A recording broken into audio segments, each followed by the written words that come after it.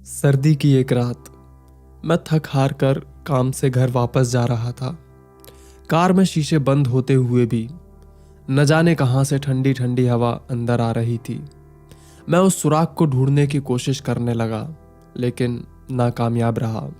कड़ाके की ठंड में आधे घंटे की ड्राइविंग के बाद मैं घर पहुंचा। रात के लगभग 12 बज चुके थे। मैं घर के बाहर कार से आवाज देने लगा।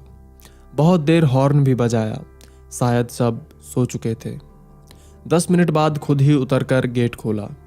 सर्द रात के सन्नाटे में मेरे जूतों की आवाज साफ सुनी जा सकती थी।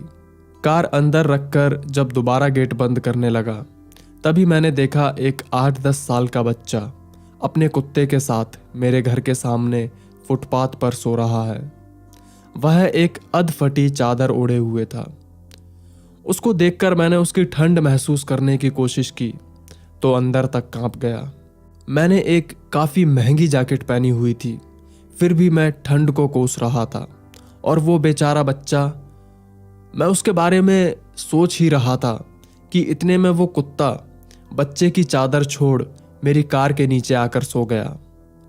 मेरी कार का इंजन गर्म था, शायद उसकी गर्माहट कुत्ते को सुकून दे रही थी। मैंने कुत्ते को भगाने की बजाय उसे वहीं सोने दिया और बिना आवाज किए घर के अंदर चला गया।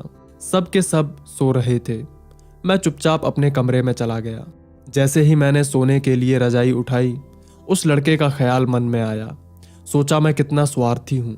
मेरे पास ऑप्शन के तौर पर कंबल, चादर, रजाई सब थे, पर उस बच्चे के पास एक अधफटी चादर। फिर भी वो बच्चा उस अधफटी चादर को भी कुत्ते के साथ बांट कर सो रहा था, और मुझे घर में फालतू पड़े कंबल और चादर भी किसी को देना गवारा नहीं था। यही सोचते सोचते न जाने कब मेरी आंख लग गई। अगले दिन सुबह उठा तो देखा घर के बाहर भीड़ लगी हुई थी।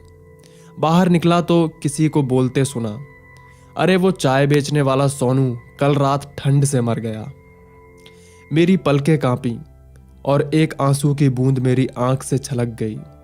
उस बच्चे की मौत से किसी को कोई फर्क नहीं पड़ा, बस वो कुत्ता अपने नन्हे दोस्त के बगल में गुमसुम बैठा था, मानो उसे उठाने की कोशिश कर रहा हो। मेरे घर में ऐसे कई सारे कपड़े हैं जिनका कोई इस्तेमाल नहीं, वो बस जगह घेरे हुए हैं।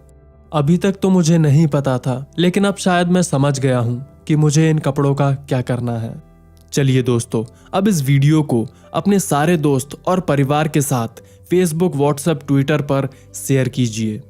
और सबसे ज़रूरी बात, अगर आप पहली बार बफर लाइफ चैनल पर आए हैं और अभी तक हमारा चैनल सब्सक्राइब नहीं किया है, तो नीचे दिए गए सब्सक्राइब के बटन पर क्लिक करें और बेल आइकन को दबाएं। इससे मेरे आने वाले वीडियोस का नोटिफिकेशन आपको सही समय पर मिल जाया करेगा।